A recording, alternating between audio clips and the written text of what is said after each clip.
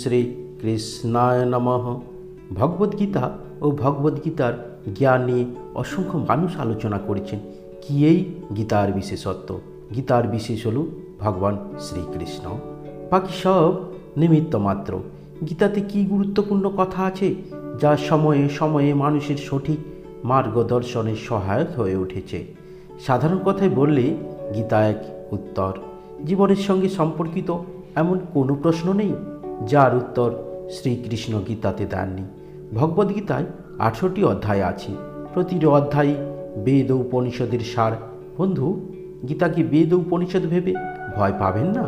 এটা ভাববেন না যে গীতা আমাদের বোঝবার বাইরে। প্রতিটি শ্লোকেই আপনি নিজেকে অর্জুন ভাবুন, কারণ অর্জুনের যত সমস্যা, যত ভয়, যত শঙ্কা, সবই আমাদেরই সমস্যা। প্রতিটি সমস্যা সমাধানের জ্ঞান অর্থাৎ উত্তর দিচ্ছেন স্বয়ং ভগবান। শ্রীকৃষ্ণকে শুধুমাত্র অর্জুনের সারথি ভাববেন না, নিজের জীবনেরও সারথি ভাবুন। যদি আমরা ভগবান শ্রীকৃষ্ণের কথা অনুসারে চলি, তাহলে আমরা সমস্ত সমস্যার সমাধান সহজভাবেই করতে পারব। গীতা শ্রীকৃষ্ণ দ্বৈপায়ন বেদব্যাস দ্বারা রচিত মহাভারতের ভীষ্ম পর্বের 25 থেকে 42 এই 18টি অধ্যায়। তাহলে গীতার উৎস কি? গীতার উৎস হল মহাভারত। গীতার শ্লোক সংখ্যা 700 বলে একে সপ্তশতীও বলা হয়। তার মধ্যে ধৃতরাষ্ট্র কথিত শ্লোক সংখ্যা 1, সঞ্জয় কথিত শ্লোক সংখ্যা 40, অর্জুন কথিত শ্লোক সংখ্যা 85, শ্রী ভগবান কথিত শ্লোক সংখ্যা 574। গীতার 18টি অধ্যায়ের মধ্যে তৃতীয় অধ্যায় কর্মযোগ। তৃতীয় অধ্যায়ে মোট 43টি শ্লোক আছে। তার মধ্যে কিছু গুরুত্বপূর্ণ শ্লোক আমি তোমাদের সামনে পরিবেশন করছি, যা আমাদের সবার জীবনে বদল বা সফলতা আনতে পারে। এই শ্লোকগুলি দ্বাদশ শ্রেণীরও পাঠ্য। ভগবদ্গীতা অধ্যায় 3 কর্মযোগ। কর্ম তো আমরা সবসময়ই করি। কর্ম ছাড়া পৃথিবীতে কেউ বাঁচতে পারে না। কিছু কর্ম মিথ্যাতে ভরপুর এবং কিছু কর্ম কর্তব্যের খাতিরে আমরা করি। তাহলে এমন কি কর্ম আছে যাতে আমরা আমাদের লক্ষ্যে পৌঁছাতে পারি? তাঁরই বর্ণনা শ্রীকৃষ্ণ আমাদের সামনেই করেছেন। ন কর্মণাম অনারম্ভান নৈষ্কর্মং পুরুষোষ্ণুতে ন চ সন্ন্যসনাদেব সিদ্ধিম সমধিগচ্ছতি। ভগবান শ্রীকৃষ্ণ বলছেন, হে অর্জুন, মানুষ বিহিত কর্মের বা নিষ্ঠাবান হয়ে কর্মসমূহের আরম্ভ না করলে নৈষ্কর্ম লাভ বা সাফল্য লাভ করতে পারে না। আবার চিত্তশুদ্ধি বা কামনা ত্যাগ ছাড়া যদি কেউ সন্ন্যাস গ্রহণ করে, সেও সিদ্ধি লাভ করতে পারে না বা সাফল্য লাভ করতে পারে না। সোজা কথায় শ্লোকটিতে কর্মযোগীরা কর্তব্য পালন না করলে যোগনিষ্ঠা লাভ করতে পারে না, তেমনি সাংখ্যযোগীরা চিত্তশুদ্ধি বা কামনা ত্যাগ ছাড়া সন্ন্যাস গ্রহণ করলেও সিদ্ধি লাভ করতে পারে না। এই শ্লোকে সাংখ্যযোগ ও কর্মযোগ কি আমরা জেনে নেব। সাংখ্যযোগ কি? নিজের ইন্দ্রিয়গুলিকে সংযত করে পরমাত্মার ধ্যান করা জ্ঞানযোগ থেকে হয়। একে বলা হয় সন্ন্যাস বা সাংখ্যযোগ। এটি সন্ন্যাসীদের ব্যাপার। কর্মযোগ নিষ্কাম কর্ম করে ফলের আসক্তি না রাখা, একে বলা হয় কর্মযোগ। এটা সংসারী মানুষদের বিষয়। নহি কশ্চিৎ ক্ষণমপি জাতু তিষ্ঠত কর্মকৃত কার্যতে হি অবশ্য কর্ম সর্ব প্রকৃতিজয়ী গুণ হয়। আমাদের দুনিয়া এরকম। আমাদের এই দুনিয়াতে কেউ কর্ম না করে ক্ষণকালও থাকতে পারে না, কারণ সব প্রাণী প্রকৃতিজাত গুণের দ্বারা বাধ্য হয়েই কর্মে প্রবর্তিত হয়। প্রকৃতিজাত গুণ কি? প্রকৃতিজাত গুণ 3 প্রকার: সত্ত্ব, রজ, তম। সত্ত্ব গুণ কি? পবিত্র, উপদ্রবহীন, সুখ ও জ্ঞানে জীবকে বদ্ধ করে। অর্থাৎ যারা পবিত্র থাকতে চায়, পরচর্চা পরোপকার এইসবে থাকে না, নিজে সুখে থাকতে চায়। রজগুণ হলো বাসনা, তৃষ্ণা, আসক্তির উৎসস্থল হচ্ছে রজগুণ। তমগুণ কি? অজ্ঞান থেকে উৎপন্ন সমস্ত জীবের ভ্রম, অলসতা ও নিদ্রা দ্বারা জীবকে বদ্ধ করে। যেরকম আমরা এই পৃথিবীতে এসেছি, প্রকৃতি আমাদের বানিয়েছে, প্রকৃতির গুণ এরকম যে এর বশবর্তী হয়ে আমাদের সর্বদা কাজ করতে হয়, কারণ সময় কারো জন্য দাঁড়ায় না।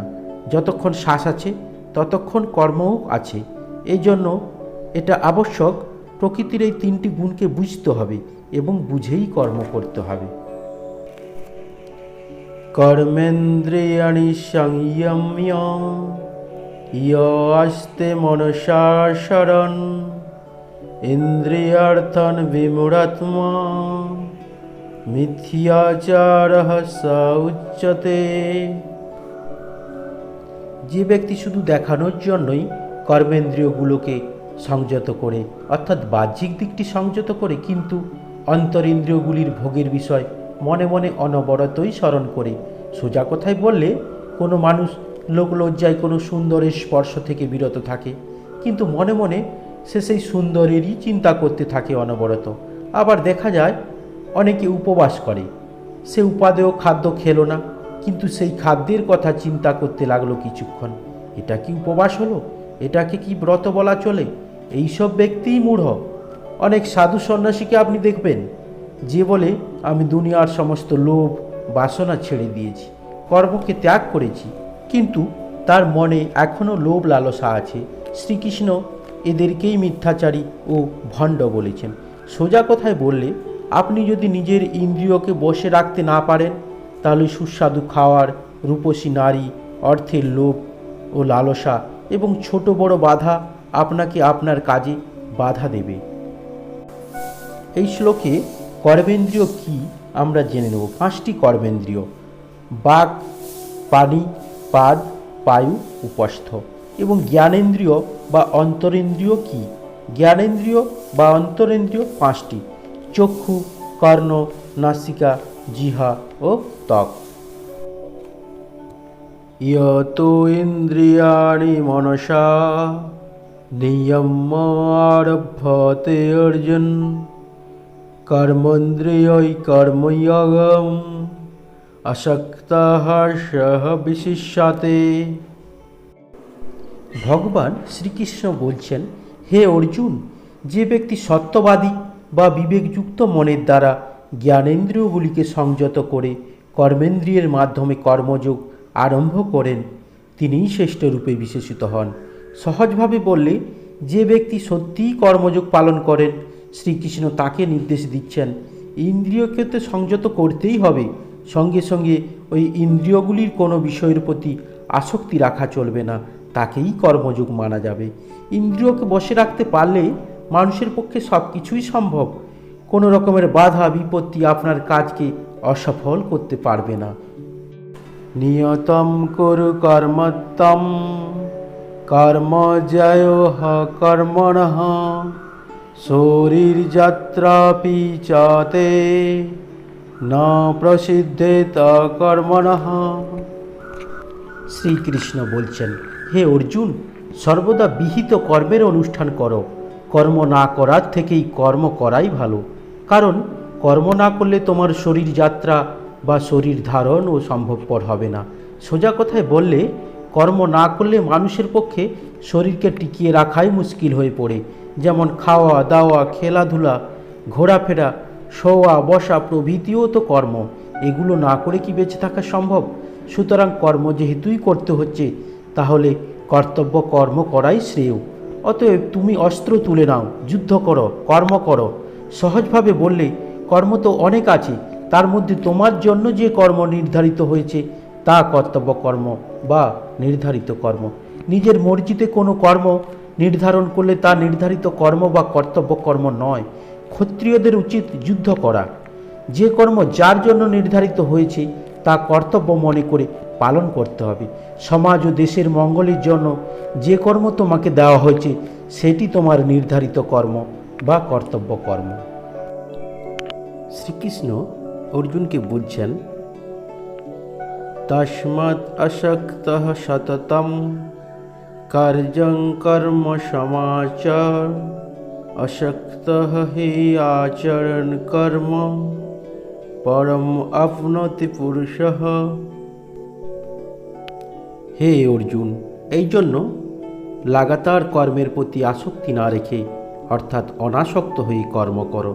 নিজের ইচ্ছা বা কামনাকে ছেড়ে শুধু কর্তব্য পালন করো, কারণ আসক্তি ছেড়ে যে কর্ম করে সে পরমাত্মা প্রাপ্তি হয়, অর্থাৎ মুক্তি লাভ করে। আমাদের দুনিয়াতে কর্তব্যের রাস্তা এত সোজা নয়। অনেকবার মনে হয় সব কিছু ছেড়ে আরাম করি, দেরি করে ঘুম থেকে উঠি, পরিশ্রম না করি, এর দ্বারাই কিছু প্রাপ্তি হয় না। এই কথাটি শ্রীকৃষ্ণ অর্জুনকে এবং আমাদের বোঝাচ্ছেন। কর্মণ্যৈব হি সংসিদ্ধিম অস্থিতাঃ জনকাদয়ঃ লোকসংগ্রহমেবপি সংপশ্যন কর্তুম অর্হসি।